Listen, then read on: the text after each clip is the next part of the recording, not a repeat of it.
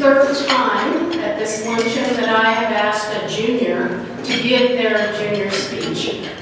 It usually occurs to me right after they give their speech. Wow, that's fantastic. We need to hear from them. The first was Jack Mills, who graduated in 2016. So in 2015, he got up and he gave a speech about the importance of being thankful. The second was Jacob Mowry last year, who reflected, he's from the class of 23, so he's a senior this year. He reflected on artificial intelligence and writing poetry.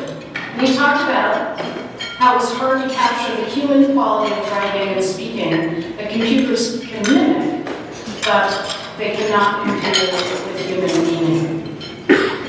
This year, Alaina West, class of 24, will give her junior speech on personal reflection of growing up.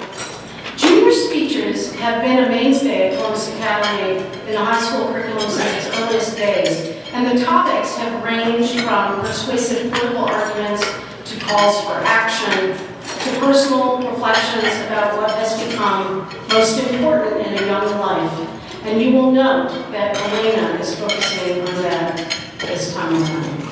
She arrived at Columbus Academy in pre-kindergarten. She's been primarily involved in orchestra, portfolio tech theater. Alaina has been an essential part of our performing arts community through her leadership in directing our middle school musicals and performing in lead roles in the upper school musicals, including her performance as the lead character in Mamma Mia last spring.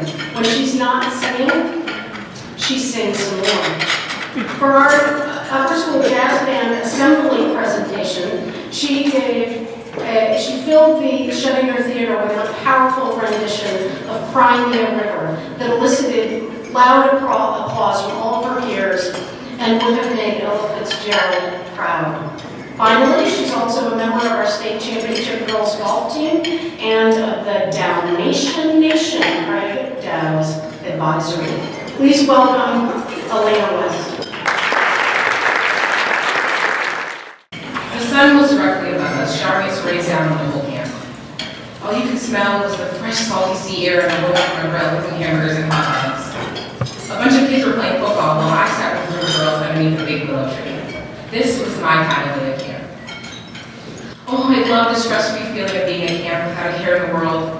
I no longer had to worry about waking up early, or the skirt I was going to wear, or if my homework was done. I could just relax.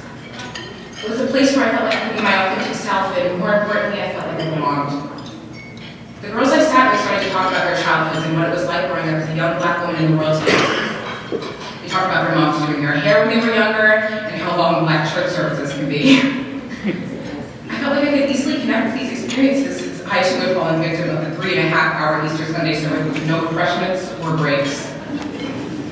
I shared how annoying it was with some of the students just because I'm black that I played basketball and did cheerleading, when I had played sports like lacrosse and field hockey instead. I then talked about how I hated it when I was followed or closely monitored by store clerks just because of the color of my skin. When I finished sharing my experiences, they were all silent. I could hear a pin drop. As I looked around me, the girls I thought I had once bonded with all looked puzzled and vehemently avoided me. One of these girls shrugged her shoulders and then said in disbelief with an air of sarcasm, "Yeah, I guess." I was shocked at her response.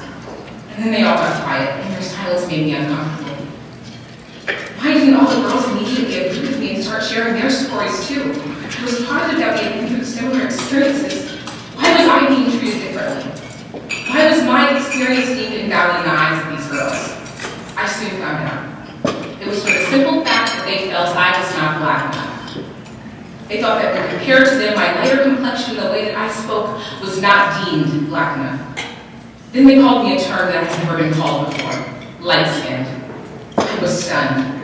I had never been profiled as being light-skinned. All my life I was constantly in a predominantly white community where I was one of the darkest people.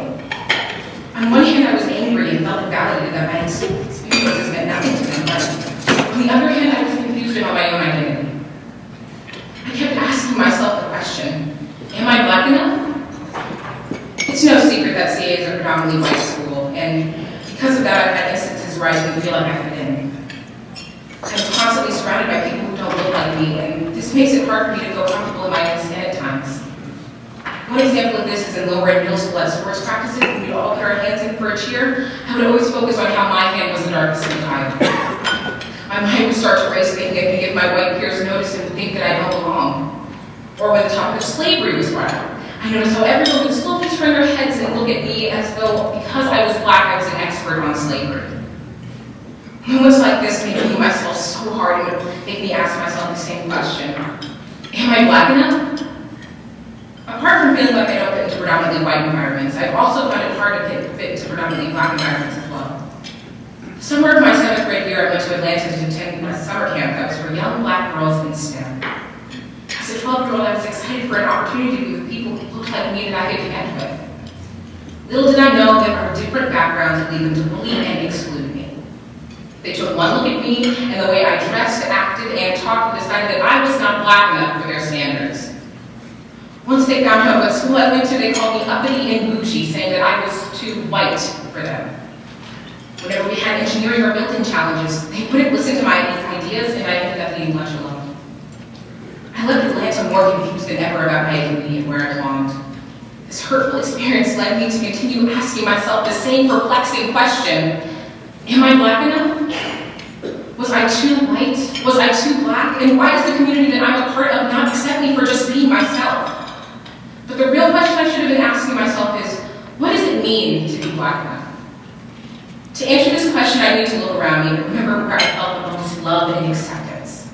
This happened to be with my family, an extended group of people packed full of extremely successful, strong black individuals who I look up to every day. My family never pushes me to be someone I'm not and always accepts every part of who I am and hope to be. To them, I'm just Alaina, a dramatic, caring, creative, loving 16-year-old who is just enough. I'm not too white, I'm not too black, I'm me. From this realization, I learned the answer to my question. What does it mean to be black enough? Well, the answer is there is no such thing. Being black enough isn't about the way you act or the clothes that you wear or how you speak. It can't be devoted on, debated, or decided by anyone other than yourself. Who I am, who we all are, can only be determined by us. And that is more than enough. Thank you.